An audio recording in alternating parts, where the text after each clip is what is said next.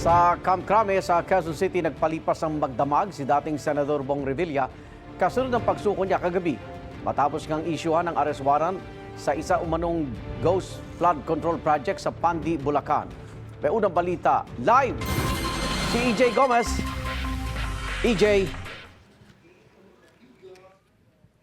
Igan, magdamag tayo nagbantay dito sa PNP-CIDG headquarters kung saan nga sumuko si dating Senador Bong Revilla kasunod ng inilabas na arrest warrant sa kanya ng Sandigan Bayan kaugnayan sa 92.8 million peso flood control ghost project umano sa Pandi, Bulacan.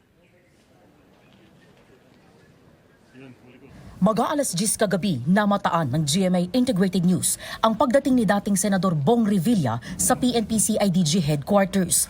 Kasama niya ang misis niyang si Cavite 2nd District Representative Lani Mercado at mga anak nilang sina Cavite 1st District Representative Jolo Revilla at Agimat Party List Representative Brian Revilla. Bago yan, sa isang Facebook Live pasado alas 9 kagabi, iginiit ni Revilla na inosente siya at tila wala aniyang due process na nangyari. Gayunman, haharapin daw niya ang kaso. Nakakalungkot po, parang wala yatang due process. Pero ganun pa man, haharapin ko to ng walang takot. Napakasakit po para sa akin. At para sa aking pamilya. Please pray for me. Kinumpirma ni Acting PNP Chief Lieutenant General Jose Melencio Nartates Jr. na sumuko sa mga otoridad si Revilla. Former Senator Bong Revilla have pumunta dito sa Camp Crame together with his wife, tapos yung mga anak niya, then para mag-surrender. So nag-surrender sila? Yeah, so surrender sila. Pinroseso siya sa PNP-CIDG headquarters. The usual reading of the Miranda rights, the nature of his arrest, taken to custody, and of course yung medical check-up niya for the medical certificate, and the usual pagkuha ng mga fingerprint blood. Sa pagdating ni Revilla sa Camp Crame kagabi, naging mas mahigpit ang seguridad sa PNP-CIDG. 10:30 p.m., may dumating na van na naghatid ng bed frame at kutsyon. Sa PNP-CIDG nagpalipas ng gabi si Revilla. 4th Division ang hawak ng kasong graft laban kay Revilla at 6 na iba pa. Sa pamumuno ito ni Justice Michael Frederick Musngi. Nasa 3rd Division naman kung saan chairman si Justice Carl Miranda ang malversation case na walang inirekomendang piyansa. Nag-utos na maglabas ng arrest warrant ang Sandigan 3rd Division matapos makitaan ng probable cause para ipaaresto si Revilla.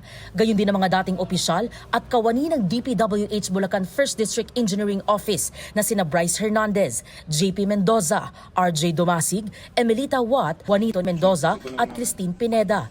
Naglabas na rin ng whole departure order laban sa kanila.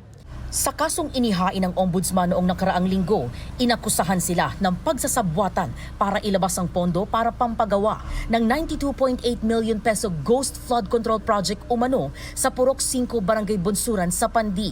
Sinisika pa naming makuha ang panig ng iba pang akusado.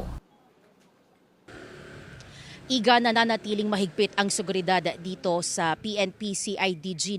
5:30 a.m. kanina nang ibalik muli itong mga barikada dito yan sa kalsada harap ng headquarters ng PNP-CIDG. Simula nung sumuko dito si dating Senador Bong Revilla ay wala pa naman tayong na-monitor na lumabas na sino man maliban na lang doon sa isang itim na van at puting pick-up. Yan muna ang latest mula rito sa Quezon City. EJ Gomez para sa GMA Integrated News. EJ, may impormasyon ba kung ililipat na mamaya si Revilla sa Sandigan Bayan?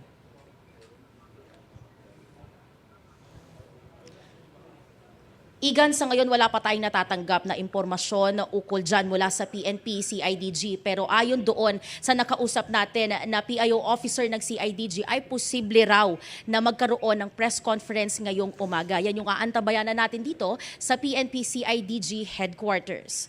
Igan? Maraming salamat, EJ Gomez. Igan, mauna ka sa mga balita, mag-subscribe na sa GMA Integrated News sa YouTube para sa iba't ibang ulat sa ating bansa.